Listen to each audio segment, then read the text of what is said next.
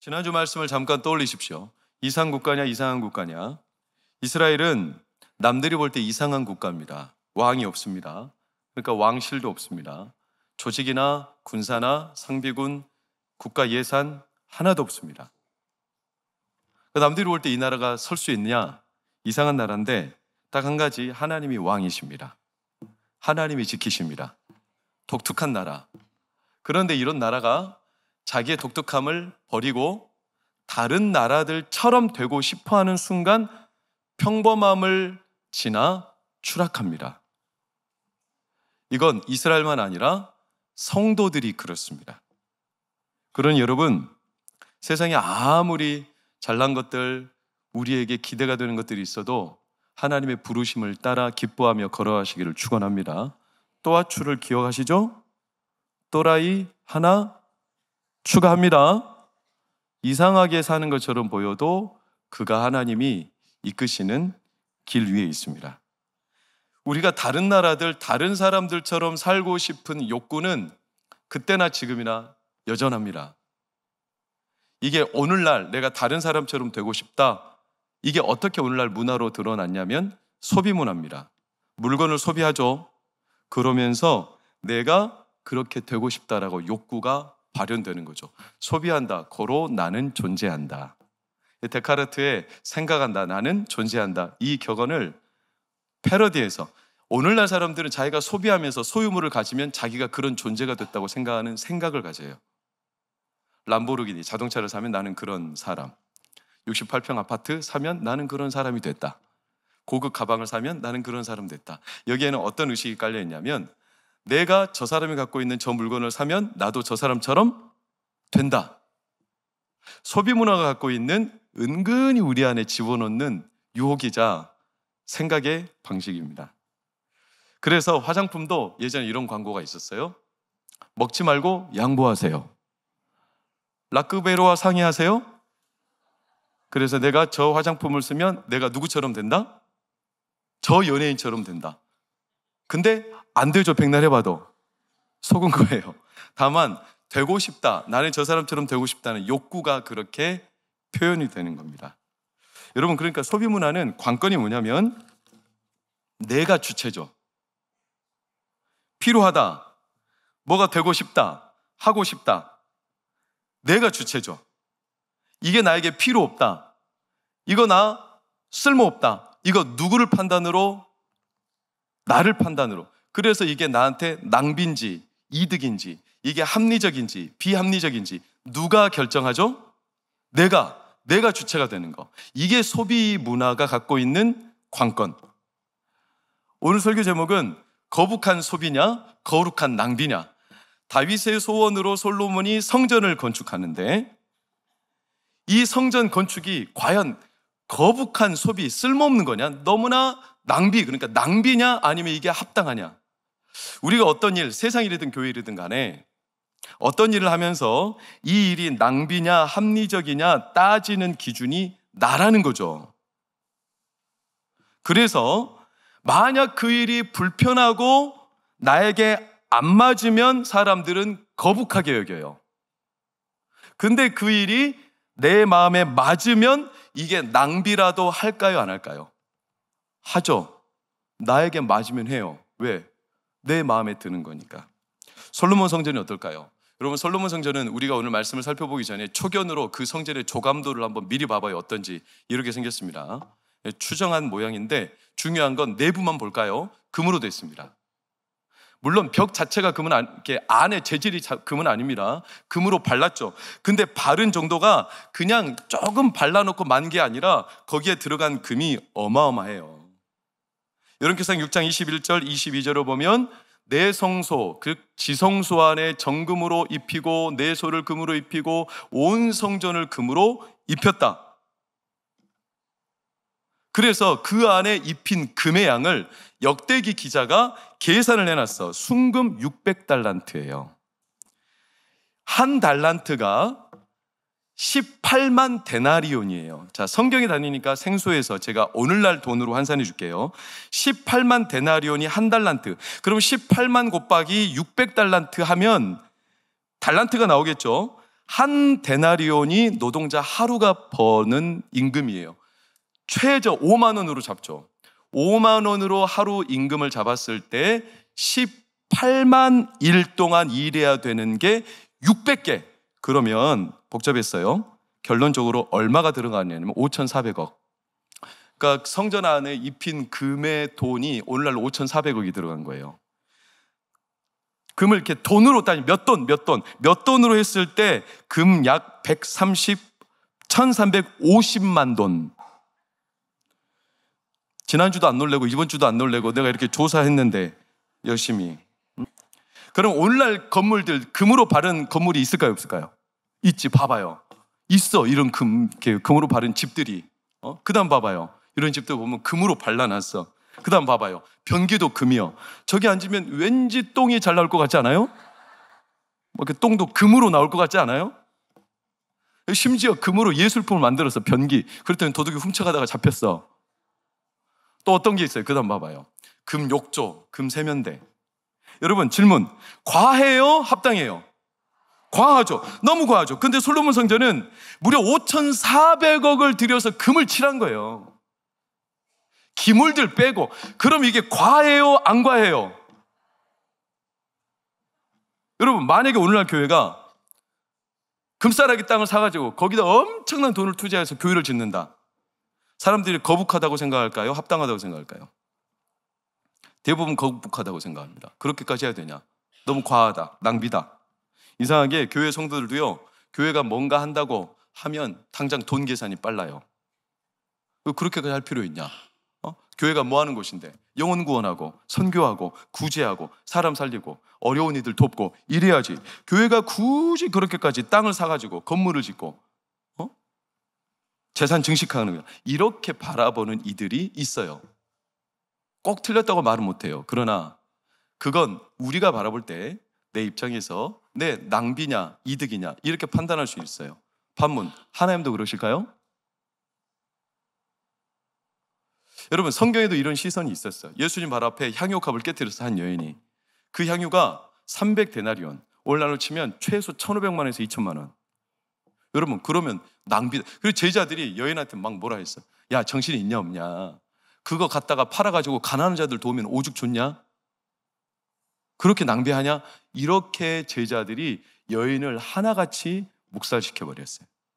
예나 지금이나 교회는 은혜로 되는 거 맞아요. 교회는 분명히 돈으로 운영되는 거 아니에요. 그래서 낭비하면 안 돼요. 그러나 그게 교회가 가난해야 되고 그게 과연 하나님께 하시는 일이 낭비가 되면 안 된다 이렇게 따질 수 있는 일인가. 그래서 옛날부터 교회는 가난한 게 덕인 것처럼 사람들이 착각을 해. 교회가 부자가 되면 큰일 날 것처럼 생각해. 그래서 옛날 때부터 교회에는 생쥐도 안 살았어요. 왜냐? 생쥐가 교회 왔다가 다 굶어 죽었디야. 먹을 게 없어서. 빈부격차로. 우리는 오늘 정확하게 좀 진단을 해봐야 돼요. 거북한 소비냐, 솔로몬의 성전, 아니면 이게 거룩한 낭비냐. 그러니까 소비자의 입장에서 내가 주체가 돼서 솔로몬 성전을 보면 이건 하나님의 낭비 아니냐, 너무나 낭비 아니냐 이렇게 생각할 테지만 하나님도 그렇게 보실까? 여러분 솔로몬 성전을 짓는 규모 한번 볼까요? 빠르게 13절에서 17절. 그 규모가 간단한 인력으로만 역군의 수가 3만, 10,000명씩 3교대로 번갈아 가면서 두로라는 지방에서 나무 제목을 해와요. 그 다음 7만 명이 짐꾼, 돌을 뜨는 자 채석장에 8만 명, 감독관리 3,300. 그들은 17절을 보니까 크고 귀한 돌을 떴어. 이 말이 무슨 말이냐면 교회 돌을 가져와서 재단해가지고 거기서 자르고 거기서 끼워 맞춘 게 아니라 교회 건축하는 곳 말고 돌을 뜨는 채석장에서부터 재단해가지고 와서 그냥 넣는 거예요. 최고급 기술이죠. 심지어 그랬기 때문에 6장 7절을 보면 교회 안에 건축하는 공간에 제일 아래 빨간색 보세요. 방망이, 도끼, 모든 철 연장 소리가 들렸다 안 들렸다? 안 들렸어. 이걸 땅땅거리면서 막 돌을 깨고 이런 소리가 하나도 안 들렸다. 그 정도로 공사를 최고의 기술로. 피라미드를 만드는 걸 보면 오늘날도 신비롭다고 하죠. 피라미드가 이렇게 생겼잖아요. 사람들 키보다 더 큰 돌덩이들을 이렇게 쌓아놨어. 어떻게 이 돌을 구했고 이걸 또 갖다 준다고 어떻게 쌓냐 이게. 이걸 이제 과학자들이 추론해 보니까 이런 그림으로 돌을 만든 거예요. 돌을 이렇게 잘라. 그래서 이걸 가져가요. 그래서 쌓는 거예요. 이게 오늘날에도 쉽지 않은 일이에요. 엄청난 에너지와, 그러니까 그 당시 일어난 일꾼의 수가 46만 명이에요. 성전 하나 짓는데 인력이 46만 명이 들어갔어요. 여러분, 그 당시 이스라엘 인구를 들으면 깜짝 놀라요. 인구가 북이스라엘이 남자가 80만, 유다가 50만이에요. 남자가 130만 명밖에 안 되는데 그 중에 46만, 50만 명이 성전 건축에 들어갔다는 거예요. 낭비 아닌가 이거?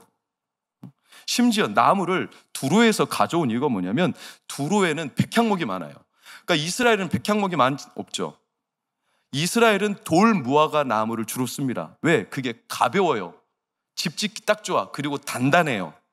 근데 백향목은 엄청 무겁습니다. 향기는 좋으나 무거워서 자르기도 쉽지 않고 운반도 쉽지 않아. 그런데 이거를 저기 수십 킬로 떨어진 두로 레바논에서 뜰머가지고 제단에서 배로 실어서 여기 요바까지 와서 이스라엘 땅 예루살렘으로 가져오는 거 얼마나 거추장스러워요. 이렇게 성전이 지어진 겁니다. 무려 7년 동안. 자, 특징적인 것은 18절을 보니까 그 가운데 히람이라는 두로 왕이 전폭적으로 지지했어요. 7, 8절을 보니까 히람이 솔로몬의 말을 굉장히 기쁘게 받았어요. 도와달라고 하니까 이 히람이 하나님을 찬양할 정도였어요. 다윗에게 지혜로운 아들을 주셔서 이 성전을 짓는데 마음껏 우리나라의 백향목 잣나무를 갖다 써라. 여러분, 두로라는 나라는 이스라엘과 앙숙이에요. 원래 역사적으로 보면 블레셋 나라가 이스라엘과 적군이잖아요. 친한 나라가 아닌데, 아니 이런 나라에서 어떻게 이렇게 전폭적으로, 내 가족이라도 이렇게 안 도와주지. 그냥 냅둬도 무방하고 오히려 도와달라면 무시해버리는 게 당연지사인데, 여러분, 저희 교회가 건축하고 얼마 지나지 않아서 강남교회 건축할 때 김희태 목사님이 저한테 그런 말씀하신 적이 있어요. 강남교회 건축할 때 가보셨다는 거예요. 그래서 그 강남교회 담임 목사님, 지금 이제 삼일교회 계시죠? 그 목사님께 교회에 궁금해서 물었어. 몇 좌석이 되지? 그러니까 우리 교회를 짓고 난 뒤에 그 교회를 지으면서 궁금한 거예요. 목회자도 궁금하죠. 호기심도 있고 약간 시샘도 나고. 그랬더니 강남교회 목사님이 입을 닫았고 아무 말도 안 해줘. 감추는 거예요. 경쟁하는 거예요. 왜? 우리 교회랑 강남교회랑 경쟁 업체잖아. 비밀! 우리의 사업 비밀을 들키면 안 돼. 생각보다 목사들이 쪼잔합니다. 그런 거 말 안 해줍니다. 그래서 옆에서 동네 교회에서 잘 되고 교회 건축하면 기뻐하는 목회자들 없습니다. 저 같은 목회자도 없어요. 저는 교회가 지어지면 너무 기뻐. 자랑이 아니에요. 교회가 사라지면 너무나 아파.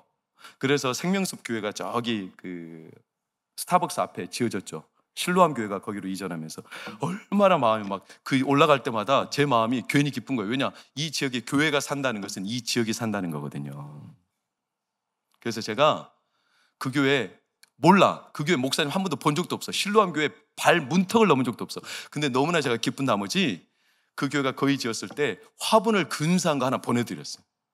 그랬더니 오늘 같은 주일 예배가 3부 딱 끝나고 전화가 모르는 전화가, 제가 평소에 전화를 잘 안 받는데 그럴 때 받았어. 누구시냐면 생명숲 교회 목사님이 전화가 온 거예요. 이름이 비슷합니다. 손기봉 목사님, 손기도 목사님. 이름은 제가 훨씬 낫고 외모는 누가 나은지 판단해 보세요 나중에. 근데 손기봉 목사님이 저보다 연배가 20년이나 많아요. 저한테 몇 번이나 고맙다고 하셨어요. 고맙다, 고맙다. 이름도 듣도 보도 못한. 근데 자네 내 이름이랑 비슷하네. 얼마나 감사해. 지역교회가 잘 되는 거. 근데 이러기가 쉽지 않아요. 그러니까 두로 왕이 솔로몬을 적극 도와준 이유가 뭘 바라고가 아니라 1절의 이유가 나오는데, 빨간색 시작. 히람이 평생에 다윗을 사랑했어요. 그럼 왜 사랑했을까? 이유 없이 사랑할 수 없죠. 다윗이 처음에 선을 베풀 때는 오해로 받아들였겠지만 저놈이 왜 나한테 선을 베풀어? 근데 다윗이 워낙 배포가 큰 사람이라 이 사람이 계산하지 않는 사람이라. 이 사람이 은덕이 너무 커서 두루왕한테 마음껏 퍼주고 덕을 덮어버린 거죠. 그러니까 두루왕이 점점 처음에는 오해했다가 다윗에 대한 감동으로 바뀐 거예요. 그러니까 다윗을 이 다윗을 싫어할래야 싫어할 수가 없는 사람이 된 거예요. 이게 여러분 악을 선으로 이기는 겁니다. 적이 내 편이 된 거죠. 이게 진짜 능력이죠. 여러분 주변에 있는 사람들이 아무리 나와 앙숙이라도 여러분의 편이 될 정도로 여러분을 좋아하는 은혜가 있기를 축원합니다. 그게 진짜 선입니다. 링컨 대통령 유명하죠. 링컨 대통령은 자기를 평생 쫓아다니며 음해하고 추락시키려고 온갖 구설수를 만들어내던 그 최적수가 나중에 링컨이 대통령이 됐을 때 링컨이 최측근으로 고용하여 평생 함께한 거 아십니까? 자기 사람으로 만들 정도로 링컨 대통령은 인격, 신앙의 배포가 엄청났던 사람이죠. 우리가 하나님 앞에 세상을 살아갈 때 예수 믿고 박해받을 수 있어요. 그러나 꼭 그것만 예수 믿는 증거냐? 아니에요. 예수 믿고 주변 사람들에게 덕으로 나를 좋아할 수도 있어요. 다윗 왕이 그런 거예요. 교인들이 하나만 알아요. 예수 믿고 박해받는 거. 그게 진짜입니다. 그러나 박해를 받는 것도 이유가 두 가지죠. 진짜 예수님 잘 믿다 보니까 박해받을 수 있고, 자기가 잘못해서 박해받을 수도 있어요. 두 번째는 예수 믿고 박해받는 게 아니에요. 그건 사과해야 돼요. 그것은 본인 행동을 바꿔야 되는 거예요. 그런데 자꾸 자기가 박해받는 걸 무조건 예수 믿어서 그렇다라고 합리화시키는 사람들이 있어요. 여러분 부탁합니다. 예수 믿는 자들이 가족들에게 더 잘해야 됩니다. 예수 믿는다고 가족들 소홀히 하면 안 됩니다. 교회 간다고 가족들 밥도 안 차려주고요. 그러면 안 돼요. 더 열심히 집안일 해야 돼요. 제사 우리는 안 드리지만 제사 드리는 식구들 저 우상숭배 지옥 갈 놈의 새끼들 이렇게 욕하면 안 돼요. 비록 제사 드리지만 그들도 우리 가족 나에게 붙여주신 이유가 뭐겠습니까? 우리가 그들을 품어야 돼요. 어떻게? 여러분 제사 음식 먹으면 돼요 안 돼요? 우리끼리만 하는 이야기니까 말씀드려요. 먹어도 돼요. 근데 믿음이 약한 사람이 그걸 봤을 때 시험 들까봐 바울은 먹지 않는다고 할 뿐이었습니다. 왜? 아니 귀신이 뭔 대단한 존재예요. 귀신이 음식도 안 먹습니다. 솔직히 말하면. 그러니까 바울은 그런 거 믿음도 아니다. 우리는 전지전능한 하나님을 믿지 않느냐. 모든 음식물이 하나님 앞에 드려지는 건데 뭐 그게 두렵냐. 그러나 믿음이 약한 자들을 위해서 나는 음식을 안 먹겠다 이렇게 한 것뿐이죠. 사랑을 위해서. 제사 음식 만들 때 가서 도와주세요. 전 부쳐주시고. 왜? 어차피 다 누가 먹어요? 우리가 먹을 거잖아요. 그래서 대접해 주세요. 그러면서 은근슬쩍 야 제사 우리 예배 드리면 더 좋아. 초청하세요. 제가 결혼하고 2년밖에 안 됐을 때 갑자기 이제 그때 할머니 돌아가시고 모처럼 장인어른 집에서 작은 아버지니까 제 아내의 작은 아버지 고모들이 모였어요. 근데 저보고 장인어른이 예배를 인도하라는 거예요.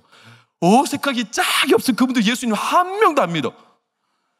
마주 앉아서 나보고 예배를 인도하라는데 와 부목사 때 이게 남북 정상회담보다 더 불편해.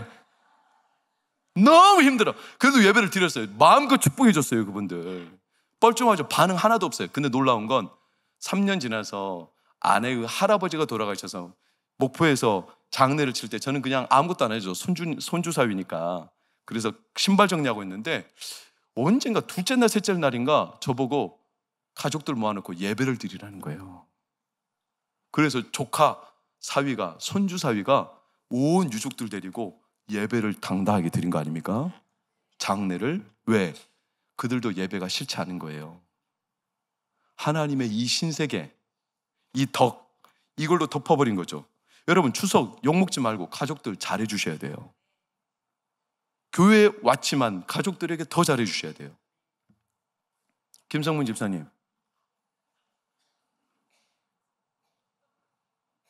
부모님에게 깊은 마음으로 진심을 다해 효도한다가 사자성어로 뭔지 아세요?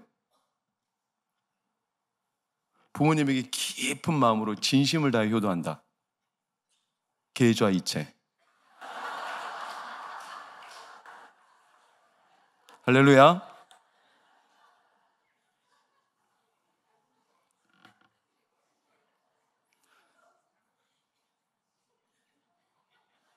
잘해야 돼요, 가족들한테. 다윗이 이 은혜와 덕으로 두루 왕을 덮어버린 거죠. 싫어할 수가 없어. 그러니까 솔로몬이 이 성전을 이렇게 과하게 짓느냐, 5,400원에 들 금을 칠하냐, 이렇게 생각하고 남들이 그렇게 낭비라고 생각할지 모르지만 앵간해야 낭비라고 생각해요.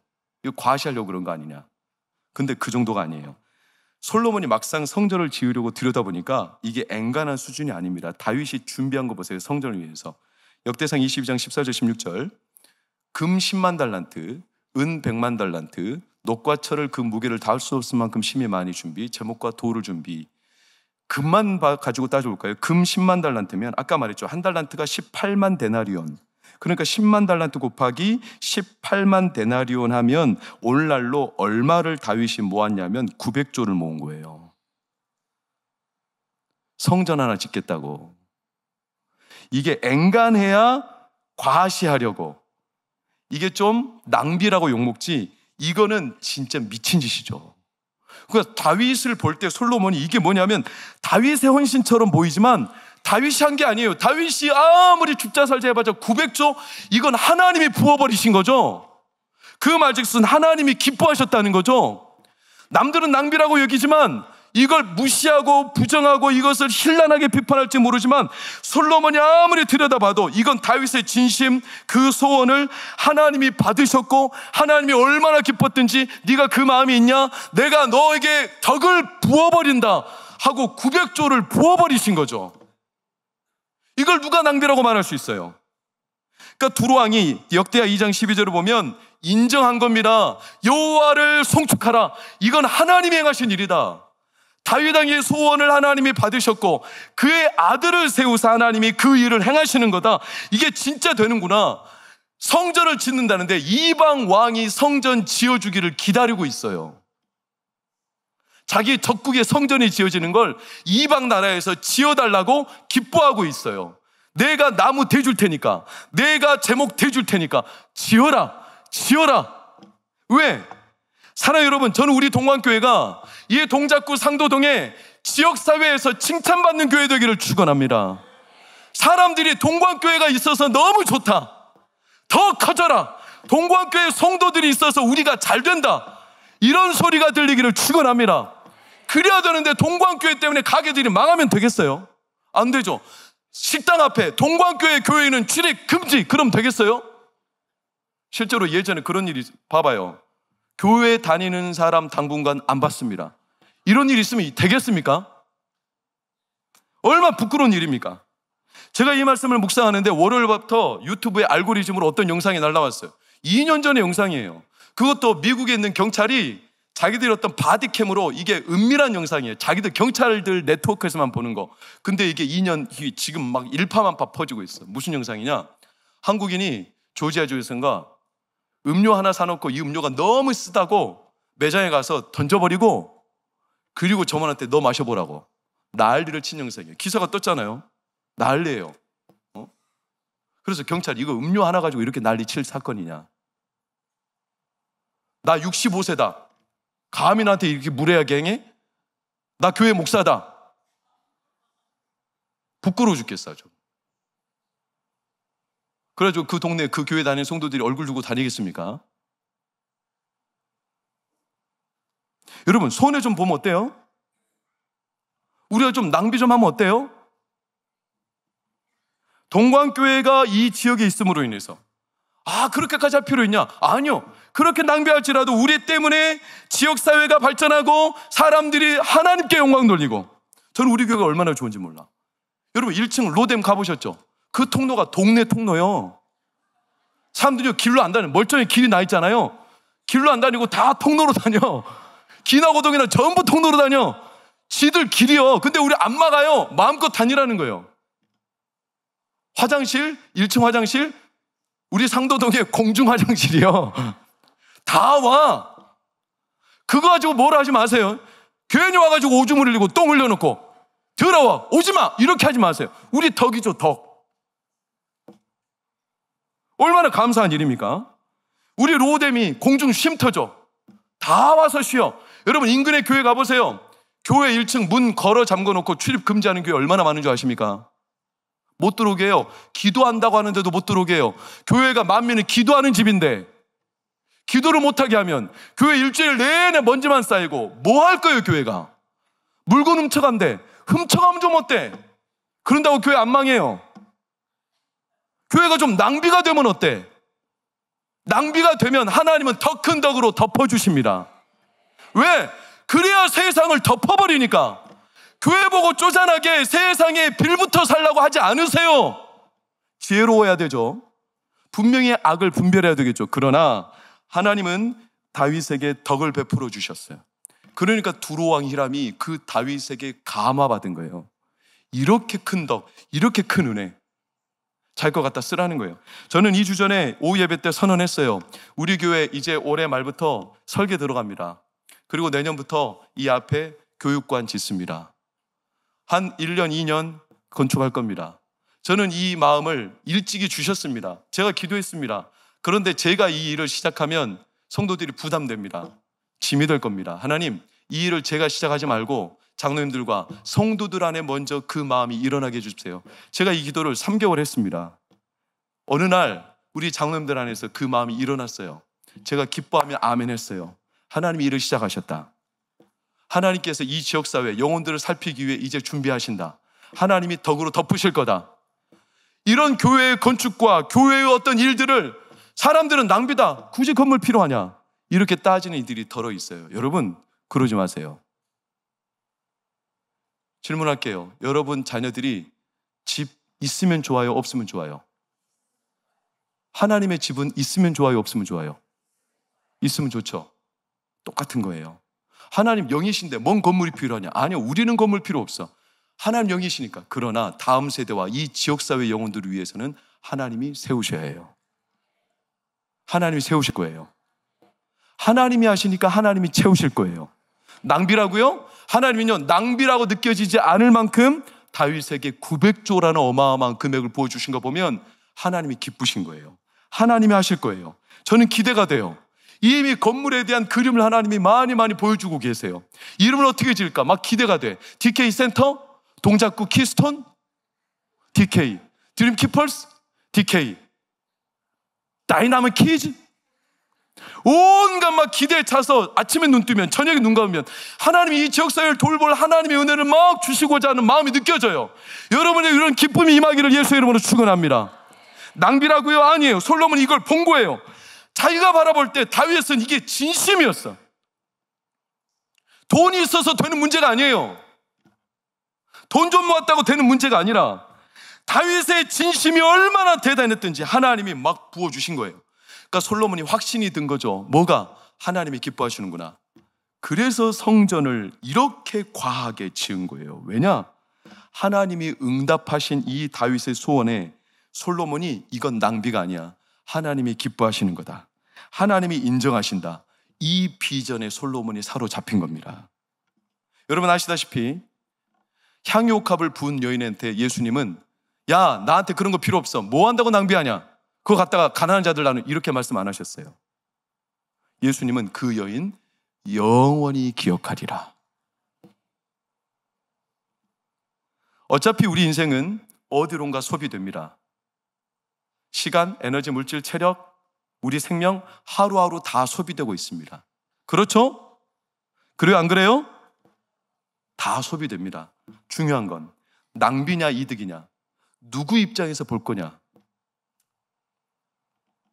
사람들은 낭비라고 생각하면 안 합니다. 근데 그게 기준이 누구냐? 놀라운 건 사람들이 대부분 자기 삶에 낭비가 일어날 때 줄이는 영역이 신앙적인 겁니다. 교회, 예배, 하나님 일을 감당하는 거, 이거 줄입니다. 왜? 하나님 영이신데 내 마음은 아시겠지. 내 뜻은 아시겠지. 굳이 그렇게까지 해야 되나? 낭비 아닌가? 과가 아닌가? 아니요. 그렇잖아요. 저도 얼마나 하나님 앞에 제 자신이 인색하고 부끄러운지 몰라요. 제가 생각보다 쪼잔해요. 제가 생각보다 진짜 얍삽합니다. 제가 제 마음이 이렇게 쪼잔할까? 이번 주에 이제 아내가 퇴원했습니다. 목요일 날. 제 아내가 감염돼가지고 6인실, 다인실 그 빠듯빠듯한 곳에 있다가 6인실 가격으로 2인실 올라간 거 아시죠? 6인실 가격으로 2인실을 쓰니까 얼마나 감사해요. 근데 한 2주 지내니까요, 2인실, 이 널찍한 공간이 익숙해졌어. 퇴원하라고 하니까 서운하대. 나가기 싫대. 이 좋은 공간을. 왜냐하면 이 공간은 안 나온대요. 병원에 물어보니까 여기를 웬만해서 안 나온대. 게다가 우리는 창가였어, 창가. 처음에 안쪽에 있다가 창가로 2, 3일 만에 옮겼어요. 얼마나 좋은지 몰라. 12층인데 뷰가 완전 장난 아니야. 차들 다 보여. 뷰가. 제가 사진 찍어놨어요. 이렇게 널찍해. 빡빡한 공간에 있다가 널따란 공간에 갔는데 퇴원하려고 하니까 너무 서운한 거고, 이 자리가 다시는 안 날 텐데 어떡하나. 근데 저 안쪽에 있는 사람은 우리가 나간다는 소식을 귀담아 듣고서 우리가 나가기만을 오매불만 기다리고 있어. 1시 나갈까 2시 나갈까. 나는 그렇게 기다리는 저 인간이 꼴보기 싫어 죽겠어. 내 자리를 차지할 거야. 안 나가고 싶어. 여러분, 나가는 게 복이에요? 안 나가는 게 복이에요? 나가는 게 복이잖아요. 우리가 오죽 이 땅에 누리는 게 얼마나 우리가 마음에 연연하면 하나님 앞에 아쉬워. 이걸 놓기가 아쉬워. 낭비로 여겨져요. 여러분, 우리 자녀들 인생에 낭비 없어요. 바로왕이 그랬어. 너희들, 내가 애굽에 이 어마어마한 성을 짓게 너희들 벽돌 만드는데 이런 고귀한 인력을 너희들을 사용하고 있는데 감히 광야에 나가서 제사 따위나 드리고 있겠다고 하나님 앞에 그런 시간을, 물질을, 체력을 낭비해? 이렇게 바로가 윽박질렀어요. 이스라엘 백성들이 현혹됐습니다. 여러분, 벽돌 짓는 거예요. 애굽의 성을. 그게 진짜 귀한 일입니까? 너나 날 것 없이 다 똑같은 벽돌 짓고 있어요. 그러면서 밖에 나가서 예배 드리는 거, 제사 드리는 거 낭비래. 오늘날도 바로왕이 있어요. 부모님들 속지 마세요. 우리 자녀들이 세상에서 그 길 안 가고 남들처럼 똑같이 안 되면 불안한 거, 그래서 내 자녀가 교회 나가서 예배 드리고 철야 나가고 시험 기간인데도 하나님 앞에 철야하고 새벽기도 하는 거 낭비다 생각하지 마세요. 그 낭비입니까? 세상에서 벽돌 하나 짓고 있는 게, 애굽성을 위해서 벽돌 하나 짓고 있는 게 그게 진짜 대단한 겁니까? 하나님 우리를 그렇게 안 불렀어요. 우리 자녀들을 예수 그리스도의 성전을 짓는 산돌로 부르셨어요. 아까워요? 낭비예요? 근데 우리는 얼마나 하나님 앞에 인색한지 몰라. 말과 속여. 그렇게 하면 낭비라는 거예요. 영적인 일, 주의 일. 어차피 우리 인생은 어디론가 다 흘러들어가 소비될 텐데, 아까워. 이렇게까지 해야 되나? 너무 과한 거 아닌가? 안 그래요. 낭비 아니에요. 하나님께서 낭비로 만들지 않으십니다. 은혜로 채우십니다. 꽉 채우시죠. 흘러 넘치게 하시죠. 흘러 넘쳐서 강물이 되게 하십니다. 강물이 흘러가는 곳마다 살아나게 하십니다. 가정이 살아나게 하십니다. 아멘. 여러분의 영혼이 살아나게 하십니다. 아멘. 흘러가는 곳마다 하나님이 복되게 하십니다. 복이죠. 낭비가 아니죠. 솔직히 이건 다윗도 못했어요. 다윗은 소원이었지만 성전 못 지었어요. 아무나 하는 게 아닙니다. 우리가 하고 싶다고 하는 거 아닙니다. 왜 못했습니까? 역대상 2장 8절 볼까요? 22장 8절. 피를 많이 흘렸다. 성전 건축 못한다. 피가 많이 흘렸다. 죄가 많다는 뜻이 아닙니다. 그 다음 역대하 6장 볼까요? 뭐라고 합니까? 너 성층할 건축할 마음 그대로 좋다. 그러나 네 아들이 건축하리라. 피를 많이 흘려서 건축 못하고 네 아들, 죄를 많이 지어서 건축 못하는 게 아니라, 왜? 다윗이 이 하나님의 소원을 품고 이걸 하고 싶은데 이 소원을 빼앗는 마귀가 얼마나 이 소원을 빼앗고 묵살시키고 붕괴뜨리려고 공격에 공격을 악랄하게 하는 거예요. 이 은혜와 복을 빼앗기 위해. 다윗은 이걸 지키고 싶었습니다. 이 은혜를 빼앗게 하지 않기 위해 평생 지켰습니다. 피 흘리며 싸웠습니다. 내 소원, 하나님이 주신 이 소원, 이 은혜, 이 복, 나 빼앗기지 않겠다. 그래서 피를 흘린 거죠. 지켜낸 거죠. 낭비입니까? 이걸 낭비라고 말할 수 있습니까? 그래서 하나님이 너 마음 참 좋다. 그러나 너 평생 지킨 그 마음 내가 네 아들 때 이루리라. 솔로몬 이걸 압니다. 3절에 뭐라고 합니까? 우리 아버지가 사방으로 전쟁이 있었던 이유는 뭐냐? 여호와께서 시작, 그의 원수들을, 우리 아버지가 이 소원을 갖고 있는데 사방으로 공격해 들어오더라. 원수들이 이 소원 이루지 못하게 하려고 난리를 치더라. 우리 아버지가 그거 막아내느라고 평생을 다 드렸다. 피 흘렸다. 우리 아버지가 이 은혜 뺏기지 않기 위해 원수들 더 이상 깝죽대지 못하도록 원수들을 짓밟아버리고 하나님이 그들을 덜덜 떨게 만드시도록 다윗이 그 마음 지켰다. 아버지의 그 낭비스러운 인생을 솔로몬이 알아요. 이게 솔로몬의 아버지예요. 솔로몬의 아버지만 그랬습니까? 또 다른 아버지도 그랬죠. 하나님 아버지, 그의 아들 예수 그리스도를 우리에게 주셨죠. 여러분, 로마서 5장에 선인을 위하여 죽는 자가 있다고 그랬어요. 의인을 위하여 죽는 자 쉽지 않다고 그랬어요. 선인이나 의인을 위하여 목숨을 버리는 것도 아까운 일인데, 그런데 예수님은 아직 죄로 물들은 우리를 위해서 자기 목숨을 내줬다. 낭비다. 근데 하나님은 그 낭비를 낭비라고 생각지 않았어요. 누가복음 15장 13절을 보면 둘째 아들 허랑방탕하게 아비의 재산을 낭비했어요. 이 본문, 낭비하는 아들, 죽어버려야 마땅한 아들. 근데 이 아들만 낭비했냐? 팀 켈러라는 목사님은 이 본문을 가지고 이 본문에서 낭비한 자는 둘째 아들만 아니라 진짜 낭비한 자가 있다. 그게 누구냐? 아버지다. 프로디갈 그래요. 낭비한 아버지, 탕부 하나님. 그분은 버려도 무방하고 죄인 중에 죄인 그 아들을 위해 자기의 전 생애를 다 드렸다. 자기의 아들을 줬다. 낭비하신 하나님, 그 낭비하신 하나님은 우리에게 모든 걸 내주고도 아깝다고 생각하신 적 없습니다. 누가 하나님 보고 낭비했다고 말합니까? 누가 예수님이 십자가에서 죽으신 거 가지고 낭비했다고 말하는 겁니까? 그게 낭비입니까? 자기 아들을 아끼지 않고 우리를 위하여 내어주시니까 모든 것을 우리에게 주시지 않겠느냐? 그분은 우리에게 아끼지 않아요. 낭비하지 않아요. 그 준 아들 낭비라고 생각한 적이 없어요. 왜? 에베소서 2장 21절 22절을 보면 우리를 세우시기 위해 어떻게? 우리를 하나님의 성전으로, 그래서 예수를 모퉁이 돌로 주신 거예요. 하나님이 함께 하실 성전, 솔로몬의 성전만 아니라 우리를 성전으로 만드시려고 하나님이 우리 안에 거하셔야 되니까 여러분의 가정에 하나님이 거하십니다. 할렐루야. 그러셔야 되는데 하나님이 영원히 거하시려면 이 성전은 단단해야 돼요. 원수가 공격할 때 무너지면 안 돼요. 어떤 외압이 들어와도 흔들리면 안 돼요. 그러려면 최고의 재료로 성전을 만들어야 돼요. 그래서 우리를 예수님으로 지으신 거예요. 그래서 성전된 성도와 교회는, 가정은 음부의 권세가 해할 수 없어요. 여러분, 예수 믿는 거 낭비예요? 하나님 믿는 거 아깝고 낭비예요? 마귀의 속임수예요. 하나님은 우리를 속인 적 없습니다. 낭비라고 하신 적도 없습니다. 그러니 주의 이름으로 부탁합니다. 여러분, 믿으려면 제대로 믿어야 합니다. 제대로 믿으시기를 축복합니다.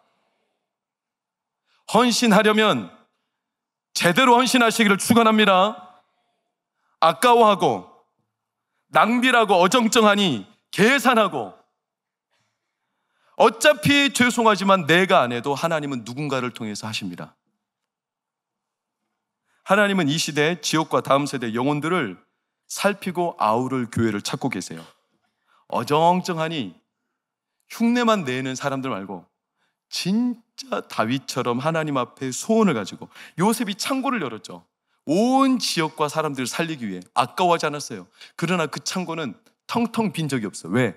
하나님이 더 부으셨어요. 그만한 은혜와 은덕과 감화력과 하나님의 부유함을 채워주셨어요. 그래야 세상을 덮어버릴 수가 있어요. 우리 교회가 그렇게 칭찬받고 하나님의 덕이 충만한 교회 될 줄 믿습니다. 그렇게 교회 지어달라고 성도들뿐만 아니라 지역사회가 기대하고 기다리는 교회 되기를 축원합니다. 세상의 계산으로 따질 수 없는 효율성 가지고 낭비냐 손해냐 이렇게 따질 수 없는 우리 교회, 여러분의 가정이 되기를 축원합니다. 사마천 사기에 이런 글이 있어요. 내가 아는 사람이 부자가 될 때 10배 부자가 되면 시샘하고 질투한다는 거예요. 그 사람을 미워하고 안 되기를 회방 놓는다는 거예요. 그러나 그 사람이 100배 많은 부자가 되면 그때부터 사람들이 두려워하기 시작한다는 거예요. 1000배 많은 부자가 되면 자기들이 먼저 와서 우리 일을 도와주겠다고 말한다는 거예요. 10,000배의 부자가 되면 자기들이 자처해서 우리의 종이 되겠다고 한다는 거예요. 엔간한 부유함으로 세상을 이길 수 없다는 걸 하나님도 아세요. 남들이 음해하고 폄하하고 비방, 하나님은 그래서 다윗도, 그 나라도, 솔로몬의 성전도 세상에 두려워할 정도로 부어주신 거예요. 느헤미야를 아십니까? 6장 15절 16절을 보면 느헤미야가 성벽을 재건했을 때 16절, 우리의 모든 대적과 주위에 있는 이방 족속들이 이를 듣고 어떻게 했다? 두려워했다. 이게 하나님이 하신 일이라는 걸 두려워했다. 엔간한 수준이 아니었다. 우리 교회가 그렇게 되기를 축복합니다. 우리 부모님들 소원을 품으세요. 자녀들을 위해서 소원을 가지세요. 자녀들에게 진짜 하나님을 위해 낭비하는 자들이 되기를 소원하세요. 우리 자녀들을 하나님이 복 주십니다. 때로 성도에게 가장 곤욕스러운 낭비는 고난이에요. 고난, 병 걸리고 가게 망하고 가정 무너지면 할 수 있는 게 아무것도 없어서 내 인생이 낭비된 것처럼 느껴지는 고난. 그 고난 때 딱 한 가지 하는 게 뭐냐면, 저도 그렇지만 하나님 바라보는 거 외에는 없어요. 내 인생에 남는 게 뭔가? 고난 속에 온갖 낭비밖에 없어요. 근데 놀라운 게 뭔지 아세요? 이 고난을 하나님은 낭비하지 않으셔. 그 고난의 시간에 하나님은 신비롭게 내 삶을 설계하고 건축하셔.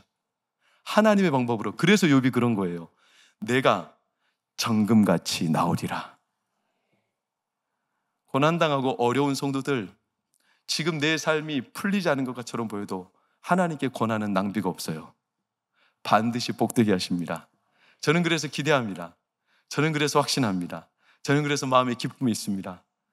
제가 당하는 고난이 비록 어느 정도인지 모르지만 저보다 훨씬 큰 고난을 가진 성도들이 있겠지만 저 하나님, 이 시간을 통해 하나님이 복되게 하신다는 사실을 저희 가정에, 우리 교회에, 우리 성도들에게 보여주십시오. 고난이 낭비가 없음을 보여주십시오. 이렇게 하나님이 이끄신다는 것을 여러분 확신하시기를 축원합니다. 그럼 여러분, 이런 복을 누리기를 원하시면 오늘 과감하게 도전합니다. 낭비하세요. 하나님 앞에 낭비하세요. 아깝다고 생각하지 마세요. 자기 계산 접어두고 내 인생 하나님 앞에 낭비하세요. 하나님 손해보게 안 하십니다. 제가 참 감사한 게 우리 교회 집사님 이 자리에 계세요. 판촉물을 팔어 물건을 보내, 손님한테. 근데 손님한테 물건을 보낼 때 최상의 서비스로 최고의 물건을 보내. 그러면서 전도지를 넣어. 고객이 불쾌한 사람들이 있대요. 근데 서비스에 대해서는 아무 말도 못해. 최상이니까. 근데 어떤 사람에게 이렇게 단문이 왔어. 나도 평생 이렇게 전도하고자 마음만 있었는데 못했는데 당신이 이런 서비스뿐만 아니라 전도지를 넣는 걸 보고 마음에 큰 위로와 도전과 기쁨이 되었다는 거예요. 손해 좀 보면 어때요? 내 인생이 좀 낭비되면 어때요? 오늘 아침에 제가 이 설교를 했더니 온라인으로 예배를 드린 한 성도가 차를 타고 가다가 설교를 온라인으로 듣다가 우리 교육관을 이제 건축합니다. 하나님께서 기뻐하시는 일입니다. 하나님은 낭비하지 않으십니다. 이런 메시지를 듣더니 가슴이 막 뛰고 즐겁고 기쁨이 넘쳐서 문자가 왔어요. 어떤 문자가 왔냐면, 목사님, 제가 그 하나님의 소원에 첫 타자가 되고 싶습니다 하고서 2,000만 원을 헌금한 거예요. 그래서 제가 너무나 아쉬웠어. 왜냐하면 내가 하려고 그랬거든, 첫 바타를. 기쁨이 있어요.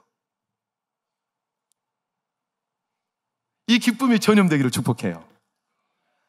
오해하지 마세요. 헌금하라는 소리가 아니에요. 우리 교회요, 이미 건축하기 위한 재정 준비하고 있어요. 우리 교회 정도 되면 건축할 수 있어요. 자만하는 게 아닙니다.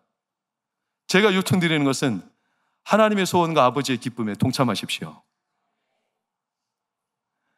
진짜 부족한 제 사연인데 외람된 얘기입니다. 제가 작년에 아내가 11월 14일 날 쓰러지고 병원에 입원했을 때 제 마음에 처음으로 찾아온 마음이 뭔지 아세요? 너무나 부끄러운 얘기인데 아내가 이제 죽을 수도 있다. 뇌척수 전이는 3개월이라더라. 6개월이라더라. 그때 제 마음에 들었던 마음이 뭐냐면 그러면 우리 하나님 앞에 감사헌금 드리자. 그래가지고 그때 저는 목회자라 신용이 불량자가 아니라 신용 측정이 안 되는 독보적인 사람이에요. 저는 세금 이런 걸 안 내잖아요.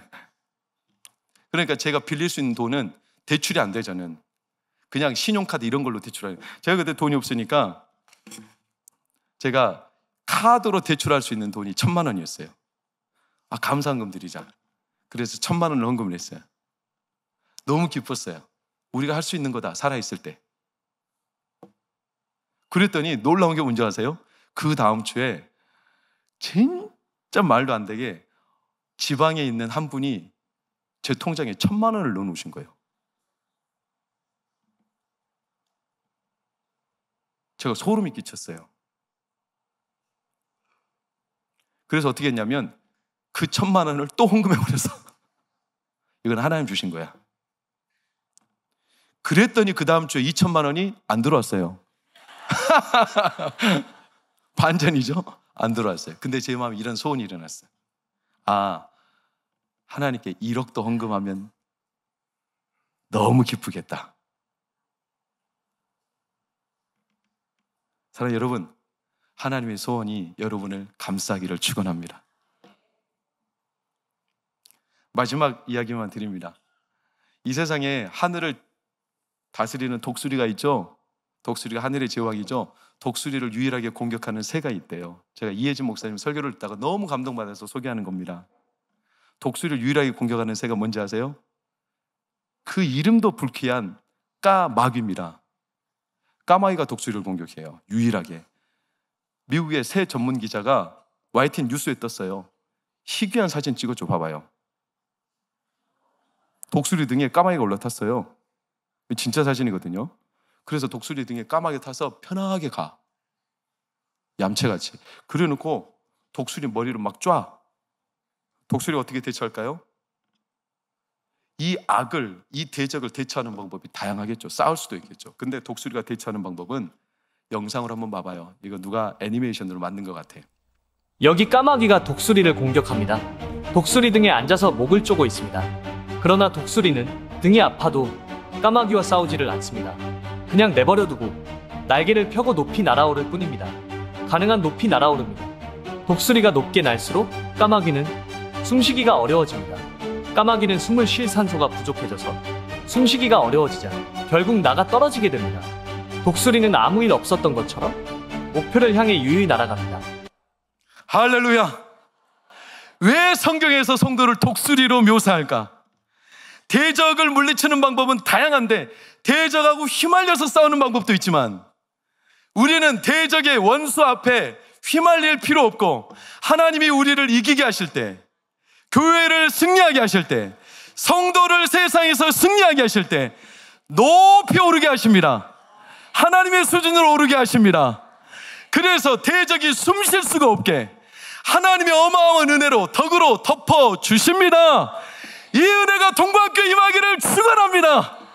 여러분의 가슴에 터지도록 임하기를 축원합니다. 그래서 이사야가 외쳤던 거예요. 마지막으로 우리 선포합시다. 이사야 40장 31절 시작.